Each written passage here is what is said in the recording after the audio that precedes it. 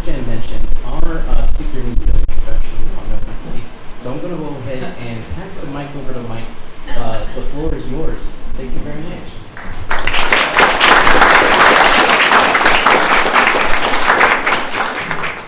These are plants named by Robert Runyon. Not quite how it works. So the first part of this presentation, I'm going to cover a little bit about how did the plants get these names in the first place. It's sort of a tangent, but I think by covering this, you will really appreciate what Robert Runyon did down here. He was just a very amazing man, and the amount of botany that he accomplished in his life is just it's hard to believe. Let's start with this. Robert Runyon came from Kentucky to Brownsville in 1909. I think he was about 27 years old. He had a job with the railroad, which had only gotten to Brownsville a few years before that. And if I understand it right, he kind of was in charge of the gift shop at the train station. And he could see right away, the big thing back in those days was you sent people postcards. So he decided to get into photography and take photos and sell his own postcards. That's how he got into photography. And so he spent quite a few years taking photos of the valley. And well, now I'll get back to my confession here. I really never knew really much about Robert Runyon until I started looking into this. Most of what I knew about him was, well, I was hired by the Nature Conservancy once to look for Justicia Runyoni, Runyon's water willow. And I looked at some of his herbarium sheets and I heard a little bit about him. And then when that one plant, Essenbeckia Runyoni, we'll spend some time looking at that today. That was, I guess, what he's most well known for was that tree. And then Ken King knew Delbert Runyon, his son, and I would get little excerpts, little anecdotes. And now I found out Jim Chapman knew Delbert very well. I should have talked to you before this presentation now. But so I did a little more reading on him. Now, you see this Douglas Perkins. Douglas was his grandson, and he wrote a book called A Journey's Reward. I've got a copy back there if you want to thumb through it. This is where I learned most of what I know about Robert Runyon through the book and through talking with Douglas on the phone. The book covers two men, Robert Runyon and this fellow Prentice Newman. Real quick, they kind of worked together on a few things, but Prentice Newman, at the time that Wilbur and Orville Wright were trying to get a plane to fly in North Carolina, Prentice Newman was trying to do the same thing in Brownsville. And he didn't beat those guys to it. They got something to fly before he did. However, he finally was successful. He was the first person in Texas to get a plane to fly. He did that up in San Antonio. And kind of the idea of this, where both of these guys, they woke up in the morning and they went out and did stuff. And they did that for years and years and years, and that's why I think they accomplished so much. Let me see. There's a copy of the book. It's really not very expensive. Get a copy of this. Again, I used to converse with Douglas on the phone a lot. Well, I'll get back to Douglas later, I'm afraid. Okay. Well, that's how I know anything that I do know about Robert Runyon. Mostly what we're going to do is look at plants tonight. But first, here are the publications that Robert Runyon was involved with. In 1931, he was a co-author of a book, Texas Cacti. Y'all can hear me okay, Sue? Okay. Texas Cacti. The Texas Academy of Sciences, who hired him to do this book, and they only made 2,500 copies. I was about to say, I don't know where any of those copies are. And now Drew has one, and you got one? Somebody else here. Thank you. Billy has one. I've got two. Well, there's 2,496 others. We don't know where they're at. But I was really pleasantly surprised to know that that book still exists and people have access to it. The second one, I've had a copy of it for a long time. The vernacular names of, well, that whole deal there. He spent a lot of time doing the common names of a lot of our plants down here, which is that's where I learned a lot of the local names that I have learned for a lot of our native plants. That last one never got completed. This is what he was working on for decades, was this annotated list of the flora of the lower Rio Grande Valley. And he put a tremendous amount of work involved in this. Okay, let's do our little bit about our primer. Here's how these plants get these botanical names. What we had in 17th or 18th and 19th century, there was a lot of explorers and people who would collect plants, and you had to do this to them. You put them on a sheet and you flattened them out. You press those together. You kept changing the blotter paper. You used heat to dry them out. And then these would get sent back to, well, a lot of them to Europe early on, and then later on to places like Harvard and the Smithsonian and places like the National Herbarium when those were finally formed. And here's how they got the names. The guys back in like Harvard or somewhere in Europe, Linnaeus was the famous one in Sweden. They're the ones that would give them the names. These are mostly based on Latin. And the names, there's different ways, things they would do. Like this one, they would name it, it describes basically what the plant looks like. You see leucophyllum, that means white leaf. You see leuco means white, phyllum, whenever you see that it's in any plant name, or in your botany text or whatever, that means leaf. Okay, so this is a white leaf. Frutescens means shrubby. So this purple sage is a shrubby plant with white leaves. Another one we look at, Malpighia glabra. Malpighi was an Italian botanist. The glabrous means smooth and shiny, which accurately describes the leaves of what we call Barbados cherry or manzanita. Or sometimes the name tells you where it's from, like the Texas ebony or Texas persimmon. Diospirus is a genus, Diospirus texana.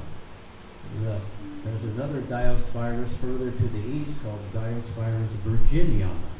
That tells you where it's located.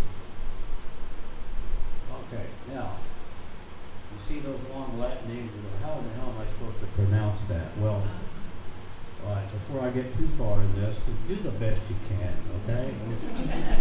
All right, now, I am pretty good at it. I think Ken King is probably pretty good at it because we were in graduate school with this guy. This is one of the most dedicated biologists I've ever met in my life. He was just such an excellent scientist. It was Kyle Seltzer. We were at, it was UT Pan American at that time. And Kyle and Ken was there, and I was there. And here's what he would tell me whenever I mispronounced one of those botanical names. The accent is on the penultimate syllable. He would say that over and over. The first 4 or 5 times he ever told me that, it had no effect on me because I didn't know what penultimate meant. I went to the dictionary, the big one in the library, and looked up. That means, some of you laughing, you don't know either, do you? It means next to the last. No. Alright, so if you have one of these botanical names, if you put the accent on the next to the last syllable, you're probably pronouncing it correctly. If you're not, well, so what? I went to the annual meeting of the Southwestern Association of Naturalists once in Junction, and I realized that most of these PhDs don't pronounce it right either. If you look up the genus of little blue stem grass, well, all these experts on little blue stem were not pronouncing it anywhere close to the correct way. So you just do the best you can. Ken and I do a pretty good job because Kyle was always honest about doing it correctly.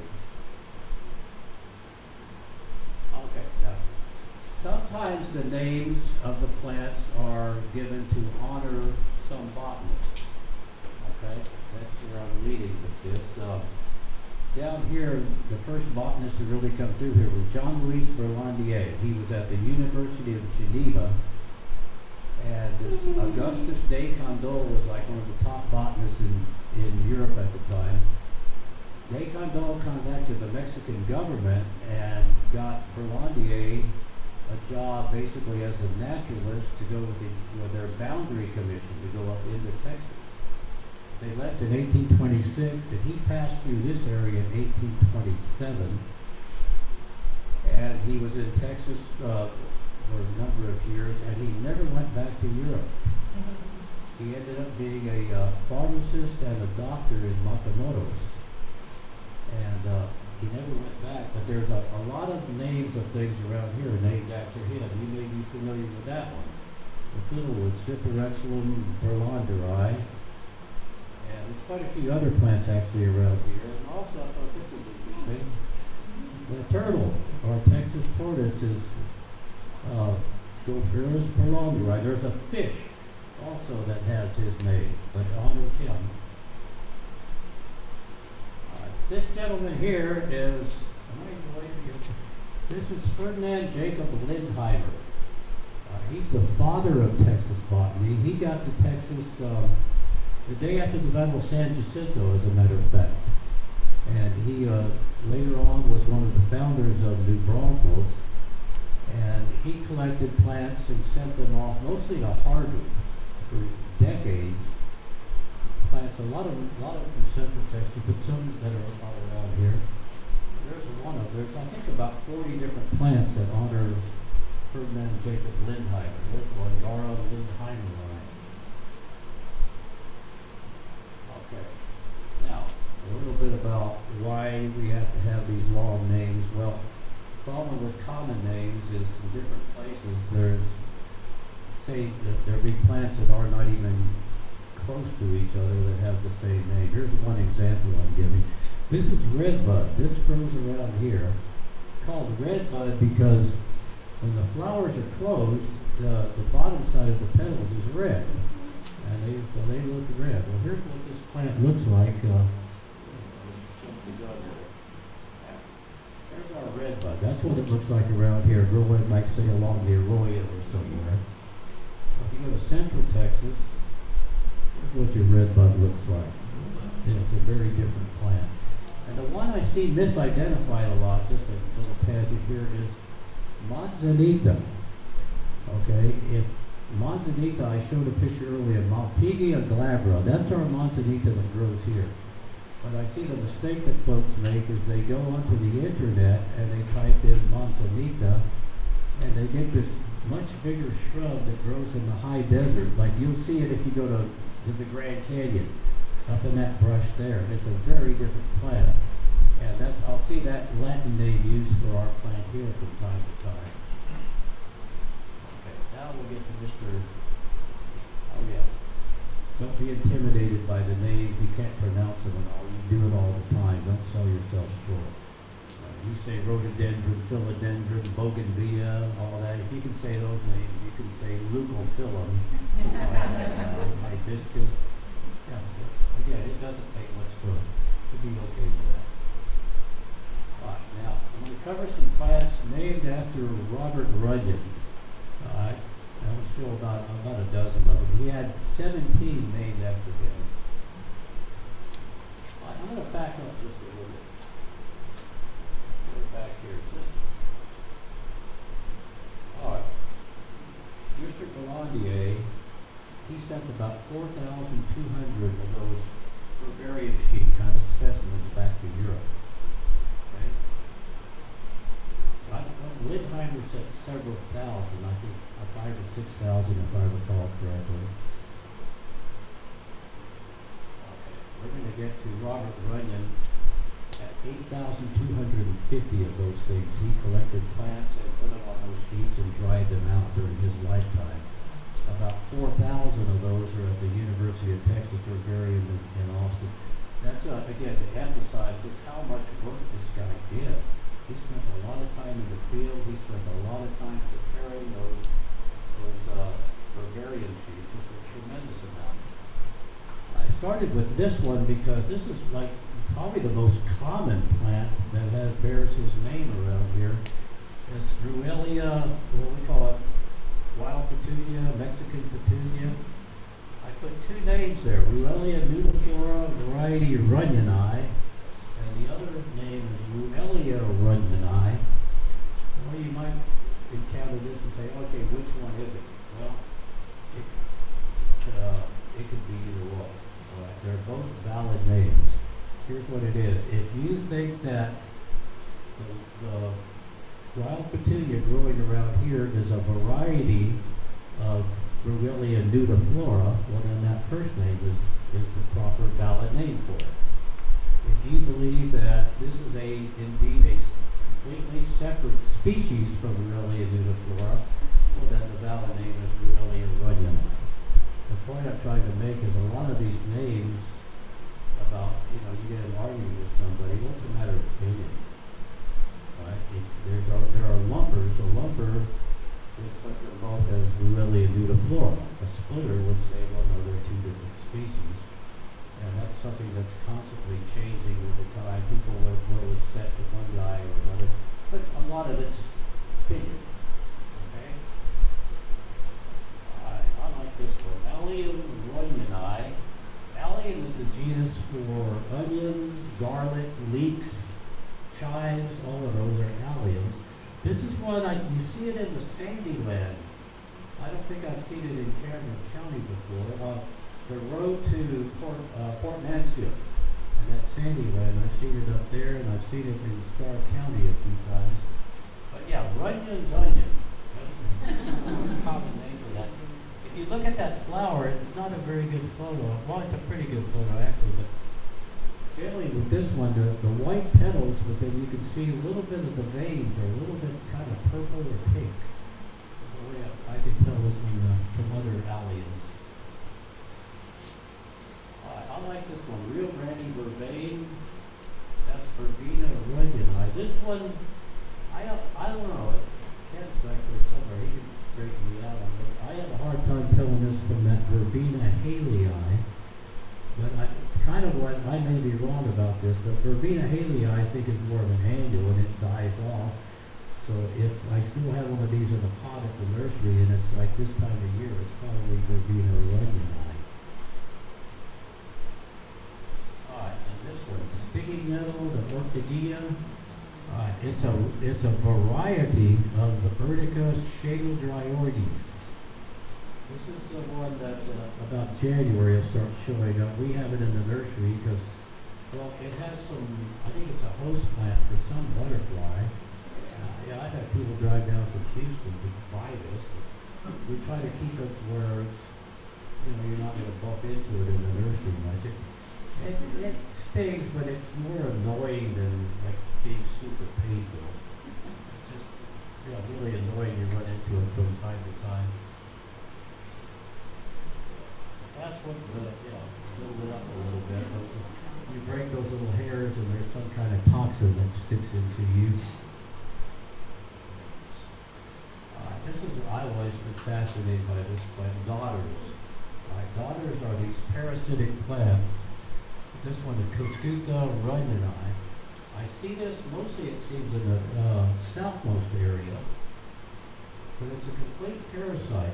The way this thing works, it's the seed will sprout and a little green seedling will come up, and then it will find some stems to wrap around. And when it does, it doesn't need any chlorophyll anymore because it's going to completely parasitize that stem that it wrapped around. There's a little, well, they're kind of like morning glory flowers. There's what they do. They wrap around and they basically make little tubes that burrow into the host plant and they just suck out all the food. That's why they don't need to be green at all. So, yeah, if you see those, I'll back up a little. How do you recognize that?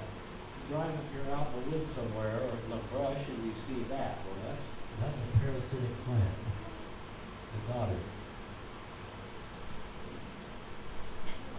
Here's another plant that, kind of a cool plant. Polyanthes runyoni was the original name of this. He collected it, you see this more like in Hidalgo County or up towards the sand sheet. But he collected this and sent it off, and they originally put it in the genus Polyanthes, but it was kind of, the related genus to that is Manfredus. They're very closely related. So it got, the new name right now is Manfreda longiflora, but it's the same plant. What's cool about it, the flowers begin white, and then they gradually kind of turn pink. Look at the bottom left, you see when it's a little pink, and then they start out white, and they turn pink, and then they finish red. There's a better shot of that one there. This is one of my favorites, really, Runyon's water willow, Justicia runyoni. This is the biggest population of this I've seen is at Resaca de la Palma State Park. There's like acres of it in there, and it will kind of die out or appear to be gone, and when it gets really dry, and then we get some good rain, it'll actually be in shallow water for a while. Yeah, another shot of those flowers. There's a few cactus that Robert Runyon collected. This one, Mammillaria runyoni, was the original name, I believe, and then now it's changed to Coryphantha macromeris variety runyoni. This is kind of the western end of the valley. Should I tell you this one? We spotted this down on Loma on the way to Boca Chica once. I found a small population, maybe about 10 feet across, just a cluster of this. And there's been 4 or 5 botanists since then that went looking for it because I told them it was there. We never found it again down there. Some of these people from the Nature Conservancy and from Austin, they probably hate me because I'm the one that told them, yeah, it's out there, yeah. And they went out there, they never found it. Okay, there it is. All right, yeah, it's again, those are synonyms. All right, I'm going to bring this up. I was going to throw this out, but it's still here. So Robert Runyon was like the main botanist at the University of Edinburgh for decades. It's an encyclopedia of plants. And he pointed out that here's where these names get changed. Well, science is ongoing. You learn stuff and you figure out things. Some things are different, self-correcting. But he said, yeah, a graduate student, person gets a degree in botany and they want to do a master's degree or something. So they want to pick a plant to study. Well, they tend to pick cool plants, glamorous stuff. So cactus get a lot of attention because it's kind of cool to be studying a cactus. You can figure out, well, okay, I've got this one species of cactus and I recognize 3 varieties, or I'm going to take it out of this genus and put it in this other genus. Same with palms. Palms, the names change a lot because people love to study palms. They love to study orchids. Well, Dr. Lauder, only half joking, once pointed to a weed growing in a crack in the sidewalk that had a little bitty flower. He says, see that plant? Nobody's going to change the name on that one. Not right. Back up here.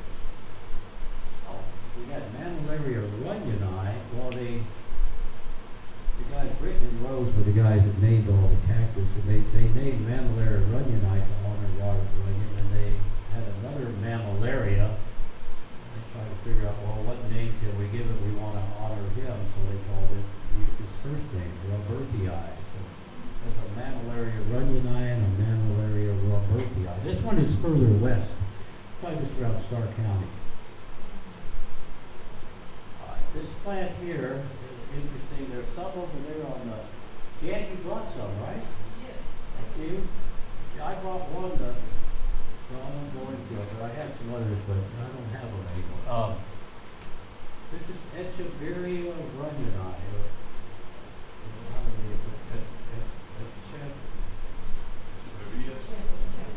Echeverria is how most people pronounce it, yeah.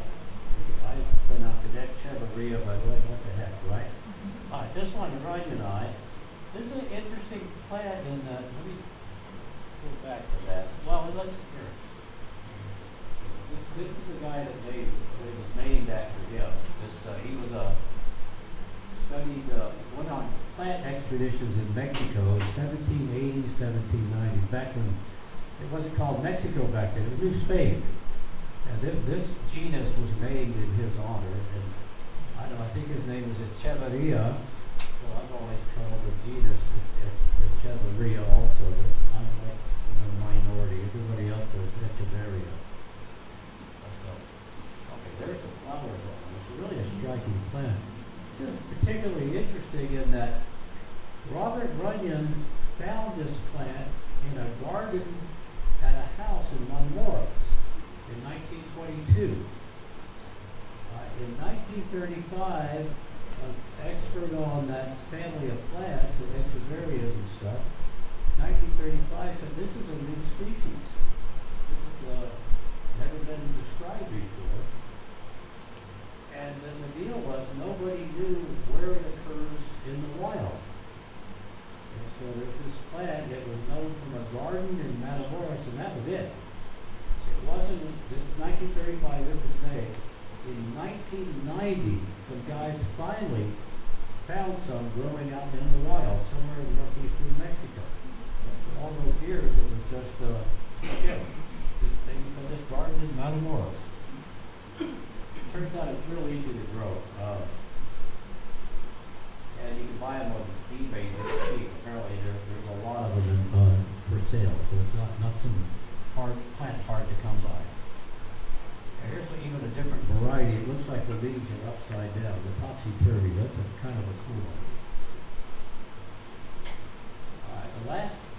Pretty much the last plant I'm going to cover that has his name is, this is the one that most people, when they hear the name Runyon, they think of the Essenbeckia runyoni, that tree. It's in the citrus family. There's the flowers there. There's the fruit. That fruit is like 5-section orange, but there's no juice. Okay? I've had trouble with people writing magazine articles and I convince them there's nothing to eat there. I first encountered this name of this plant. There was a publication called Plants of Laguna Anascosa National Wildlife Refuge. A guy named Fleetwood wrote that. In his introduction, he discussing the flora of the Rio Grande Valley, and he had pretty much this sentence. This Essenbeckia runyoni, presumably no longer a member of our flora. And I ran into Dr. Richardson had a book, Plants of the Rio Grande Delta, where in the introduction he pretty much said the same thing. Here's the history of this. Okay. This is where I learned something about it. I got the book open back there. You can look. Tree, shrubs, and woody vines of the Southwest. Robert Vines in 1970 describes this. And I saw, the first one I ever saw was at a house on Bass Boulevard, west of Harlingen, south of Business 83. And there was one growing in a yard there. I don't know if it's still there. I don't know how it got there. So I knew what the tree looked like. And Robert Vines, again, I'll put some of what he wrote there. It was a very rare small tree, known only from 4 specimens in the lower Rio Grande Valley.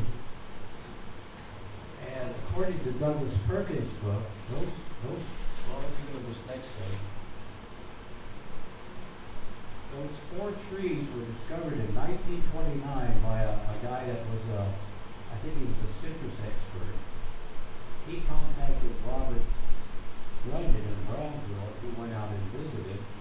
These 4 trees were bulldozed in 1933. So that's why those notations would say, presumably no longer a member of our flora. Well, this is from Robert Vine's book right here. I decided I'm going to go try and find this damn thing, every chance I've got. And I'll go out on the weekend. But I went by this right here, known only from 4 trees on the Resaca Vieja. I couldn't locate exactly that. But no, that 3 miles northeast of Los Fresnos. That's what I used as my place to search. Getting back to this, here's the original that Runyon sent to the National Herbarium and was given a new name. Here's a little bit on the story of that. There's Harvey Stiles. You read down there a little bit. That's the guy, the citrus expert that first found these. And C.V. Morton at the National Herbarium was the one that gave it that name, Essenbeckia runyoni. And then look at that last part. This is what's kind of cool. 812 St. Charles Street, that tree is still there. It's about 20 feet tall. It's pretty cool. Well, here's what I thought was pretty cool too. When I was giving this presentation to that garden club, right at this point, the lady sticks her hand up. I said, yes, ma'am. She says, 505 St. Charles Street. I said, what is that? She says, I grew up at 505 St. Charles Street, and there was one of those trees in our yard.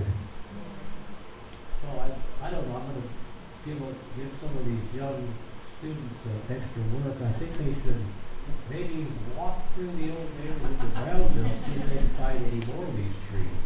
Ray and Ethel Cantu have one, and there's a few planted around in Rancho Viejo, and he planted one at his office somewhere in Brownsville. There's supposedly a nice tree in Delbert Runyon's yard, and Mr. Frank Bogus had, well, he passed away a few years ago. He has a beautiful one in his yard near the city lake in Harlins. And then there's a few other people that have some growing, fortunately. All right, there's the title of that paper that identified the flag. Okay, there it is. No longer a member of our flora. All right, again, back to this. Okay, I looked at that 3 miles northeast of Los Fresnos. So, I don't know. See if this map will help out as much. There's Los Fresnos. 3 miles northeast is right up there, Baby. So I spent a lot of time, every little patch of woods in the Baby area, we went home through, we would not find any. And here's what the problem was. Okay. This is something that Runyon had written somewhere. Douglas Perkins, his grandson, found this. Interesting trees with maturing fruit growing next to the Resaca de los Cuates, just east of the road that leads from Los Fresnos to Olvito. Go back to that map. Okay. This is the Resaca de los Cuates. Just east would be probably right there next to the Resaca. This is the road that goes from Los Fresnos to Olvito.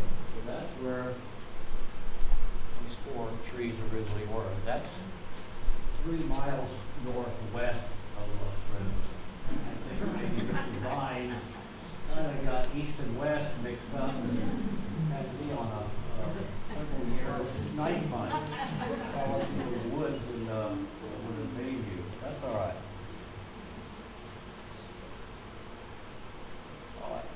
Yeah, that's okay. Okay, so they were presumably no longer a member of our flora until day after Thanksgiving, Black Friday, 1984. My brother found 2 of these trees south of San Benito.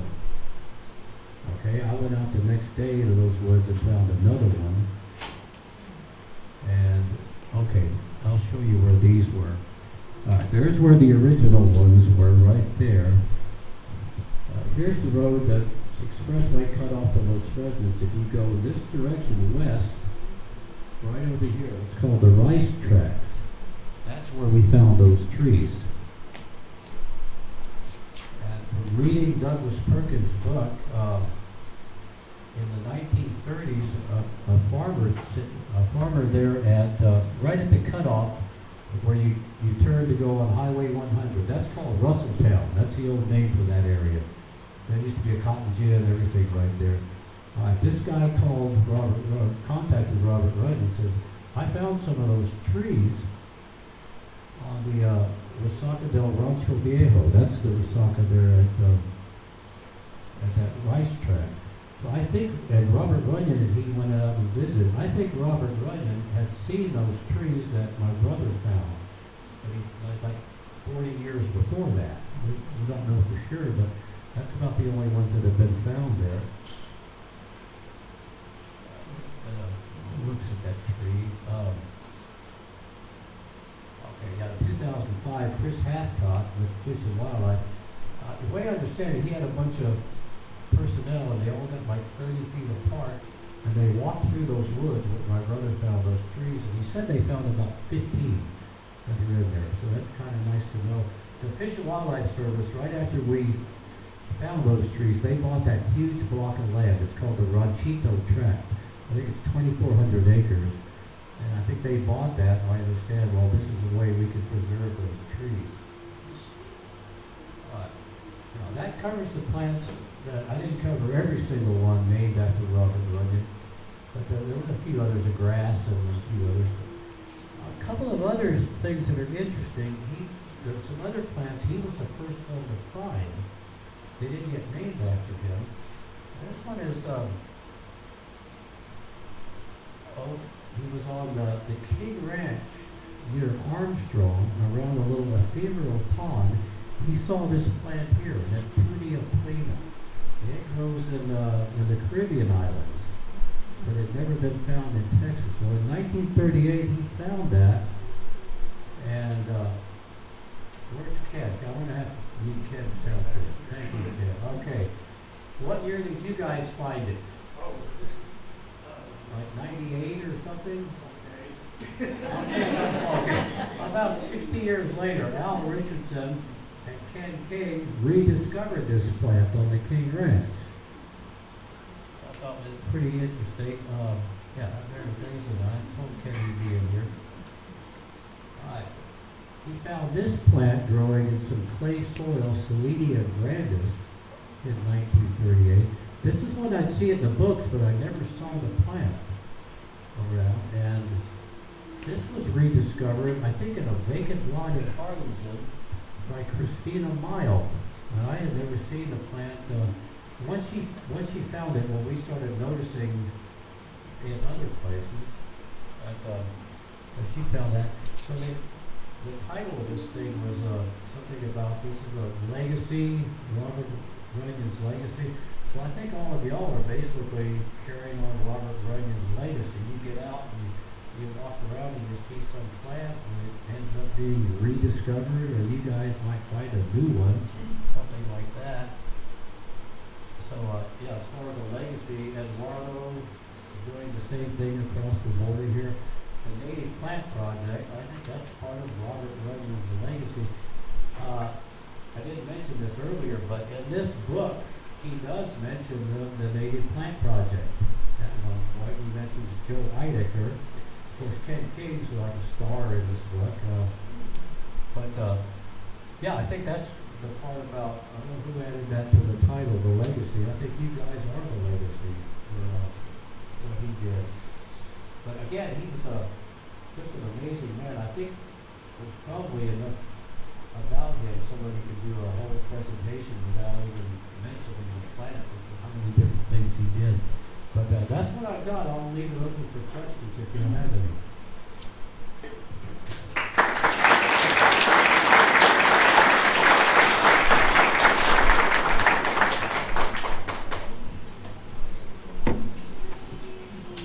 I brought some photographs of Runyon that yeah. are laid out over here. You might be interested in looking at them. Some are originals, some are copies. Just be careful. They're 100 years old. Those are some of those postcards I mentioned that he made. Way back. Yeah.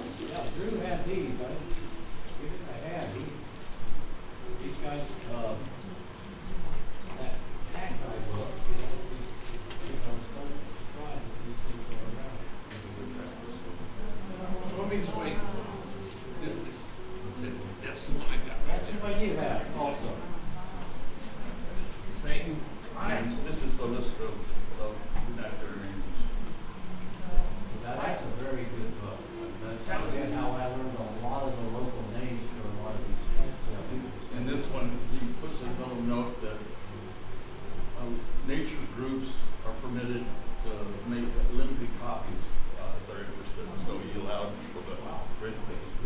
So I thought that was, just trying to promote. Mike, tell us about how many S and Becky or Runyon you distributed out for all of us to grow. I don't know, we broke quite a few. Yes. There's one in Ramsey Park. Yeah. You know how they got there, Ramsey? They were in Gene Lester's yard. Oh, Gene yeah. Lester asked What me. might have been Gene Lester's Gene yard. Lester asked me to remove them and put them in Ramsey, and I put them in Ramsey in like 2001. The people who bought his house. No, I took it out, those out early. Why were there so few? Was it just happenstance that their habitat was destroyed, or are they kind of particular about what they When you need? bring that up, yeah, I think they occur in the mountains in Mexico where they also did that. But I think a lot of where the woods where they would grow, where they were growing, probably got bulldozed if you're going near the Wasaka. Well, what happens with Wasaka is somebody buys the lot, they put up a house where they want to see the water. So they bulldoze all the trees, carpet grass, see the water out there. There was a guy that, old timer once, that there was some at Old Vito, down near what's called, used to be called John Runyon Park, in the area. And there was one spotted in Santa Maria once. And in Douglas Perkinsville, they found some 8 miles east of Brownsville at one time. And I'm told, somebody's got a kayak or something, I want to check this out, I'll help them find this place in Bayview area, near the inn at Chachalaca Bend. There's a guy that swears that there's a big Runyon tree growing right on the bank of the Wasaka. David Losey and Hunter, his son, and I went out there once, but we were walking the farm fields, and the woods were so thick, so there's no way we're going to be able to get in there and cover the territory at all. But if somebody would get a canoe or something and go in the water there, I could show them and tell them on a map, so it's probably right around here. The guy swears it's huge, and he swears it's a Runyon tree. He was looking at it in my place and said, that's a tree. But I've never gone out there to look for it. But you're right, I think a lot of them probably were bulldozed over the years.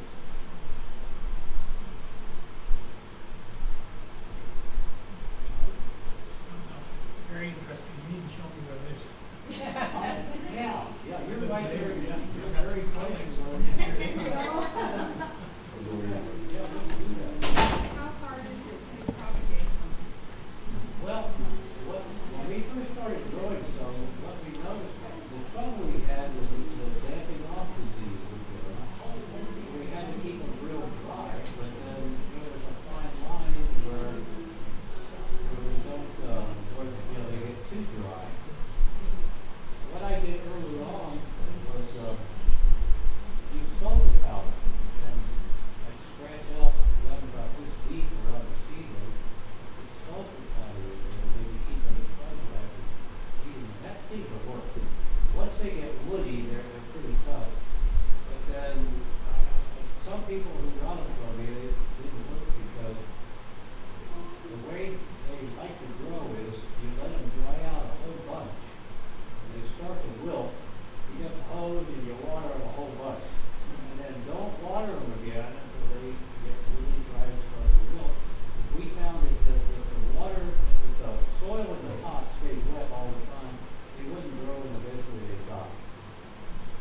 They're slow growing, that's what I know. They're on their own timeline. What we've seen a lot is somebody will put them in their yard, 2 years later they say, that damn tree hasn't grown a lick. And then they kick in and they start growing. Some of those, the one at Mr. Bogus' house, the one at Ethel and Ray Condu's house,